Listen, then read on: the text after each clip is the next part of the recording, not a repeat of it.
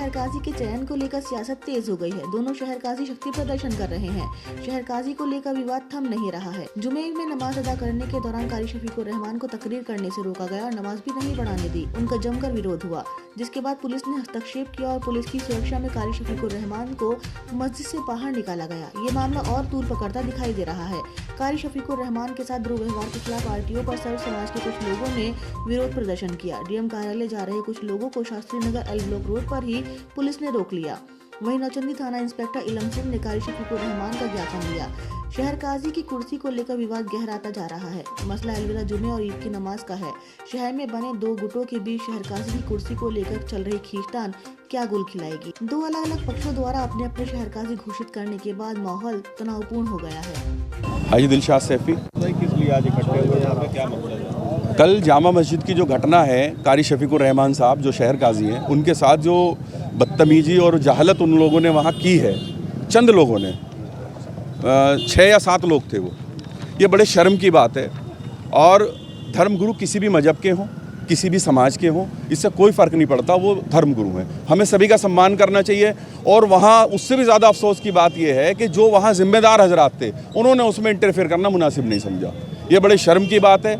हमने उन लोगों के लिए कानूनी कार्रवाई की मांग की है। हम अमन पसंद लोग हैं, कानून के मानने वाले हैं और कानून से ही, प्रशासन से ही शिकायत करेंगे कि उस पर कार्रवाई की जाए। आज हम लोग यहाँ इकट्ठा हुए हैं कि डीएम साहब को हमें ज्ञापन देना था, लेकिन एसडीएम साहब यहीं पे ज्ञापन लेने आए, तो उनका बहुत बहुत शुक्रिया कि यहाँ आए। अब हमारा सबसे पहला जो मुतालबा है वो ये है कि उन लोगों पे कानूनी कार्रवाई होनी चाहिए।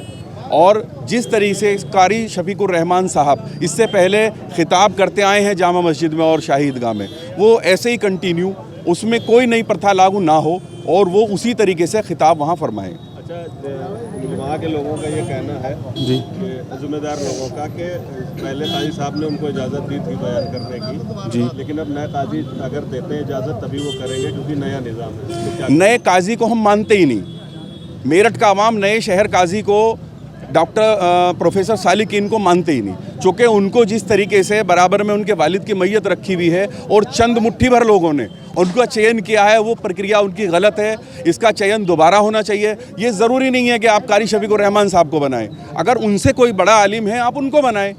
हम इसमें इस पक्ष में नहीं है कि सिर्फ कारी साहब ही बने, कोई भी बने, लेकिन उनके लिए जो लायक है वो ही बनने चाहिए। वो उस लायक नहीं है उस ओहदे के।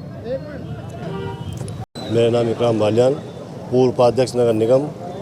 इकराम भाई, क्या मसला है? क्यों ये दो घरों में देख मतलब शहर बढ़ता हुआ नजर आ रहा है? लोग आधे तो हैं। ये बड़े दुख की बात है कि जो एक आलिम दीन का मसला है उसे राजनीतिक में बांट लिया।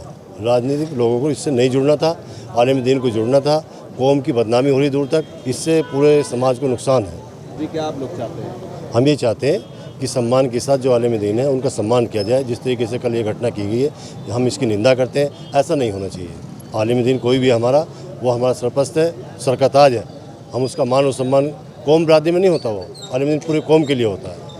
तो अभी जैसे अगला जुमा रहेगा, नमाज के लिए क्या लोगों का? मेरा अपने समाज जो कौम है उसके जिम्मेदार लोगों से गुजारिश है कि इसे मिल बैठकर ऐसे हालात पैदा ना हो जिससे आपस में